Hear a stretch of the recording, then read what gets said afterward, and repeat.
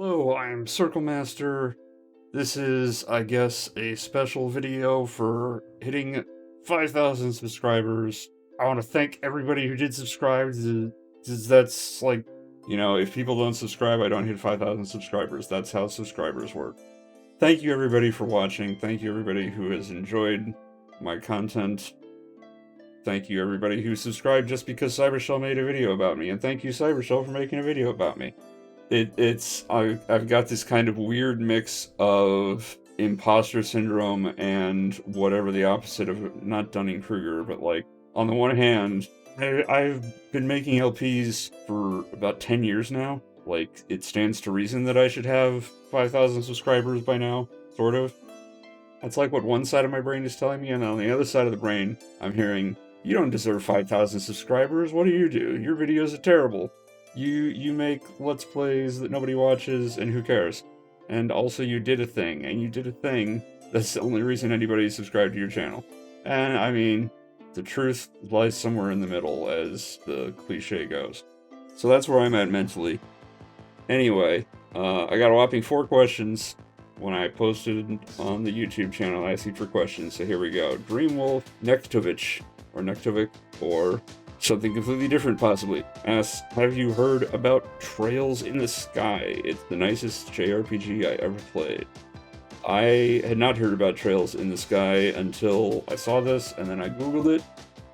Apparently, it's made by the same developer as the YS series of JRPGs. I haven't played those either, so no, I haven't touched any of these games. I don't know anything about them. $20 on Steam though, I might just roll the dice on that at some point. But I'm a little busy for a while, so it might take some time for that to happen. But it is now, you know what, I'm gonna go ahead and throw it on my Steam wishlist right now. Where is it? Oh my goodness, this is the Steam browser page, this is not the Steam store page. I will throw it on my wishlist later. It's already a train wreck. Okay, Ash Z asks, what do you mean by blind in the name of your Witcher 3 series? Yeah, it's unfortunate Twitch has removed the blind playthrough tag. There's been some attention given, I guess, to the use of the phrase blind playthrough. So I guess to literally answer the question, I have not played Witcher 3 before. I had not played any of the Witchers before. I have not looked up any walkthroughs, I have not seen any guides, I have not seen any Let's Plays, I have not seen any videos, I have not looked up any strategies, I have not looked up any story beats, plot summaries, nothing. Going into it, I know as little as humanly possible, and that's what I mean by, or that is what has previously been meant by blind, ? The idea is that I have absolutely zero exposure and zero preconceptions or expectation. To get back to the more timely topic, I guess, I don't know.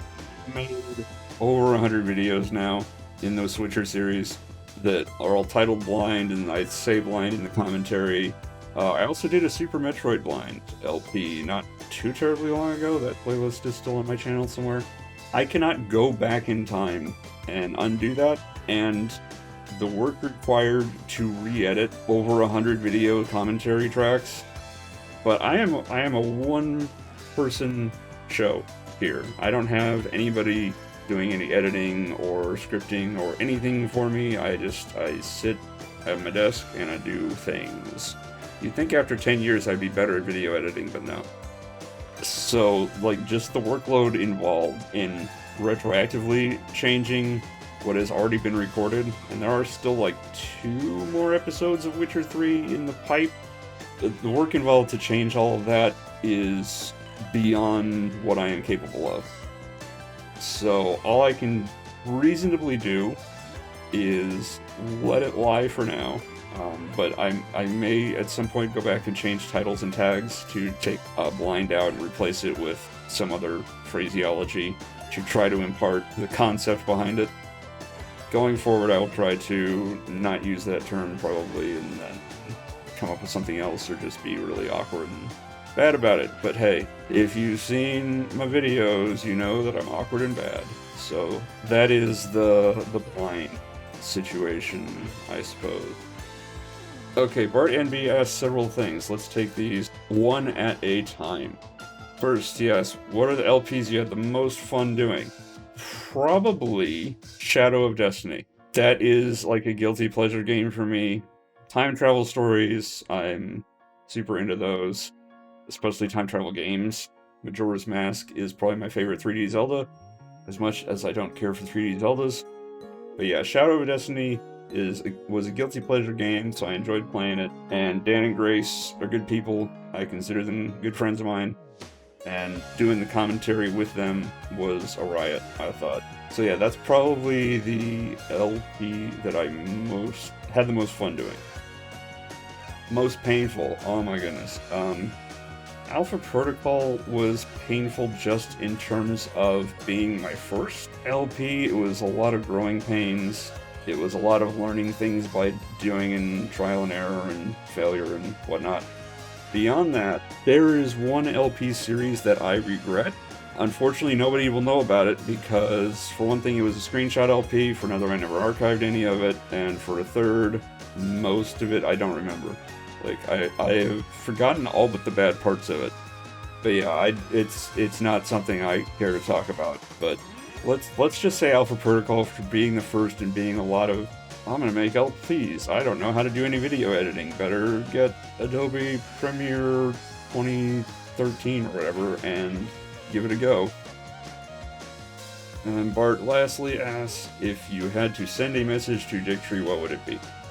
So on the forum that Cybershell mentioned in his video, in 2019, sometime in mid-2019, Dick3 made another thread basically saying he was going to restart the challenge.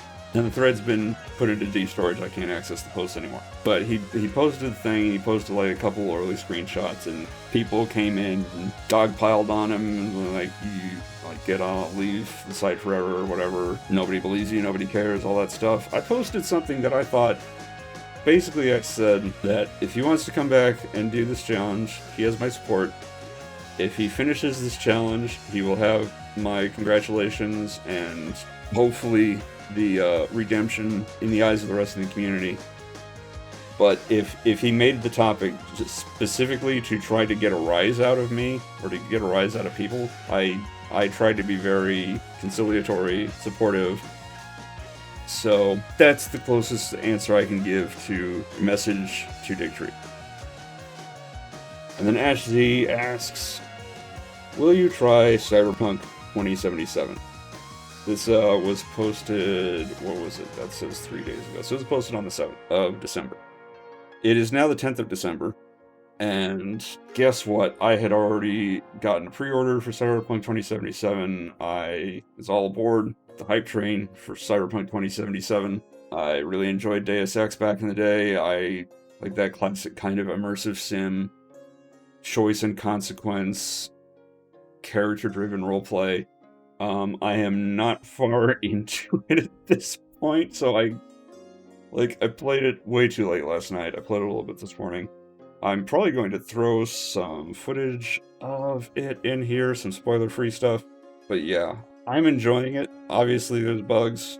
I haven't had anything game-breaking.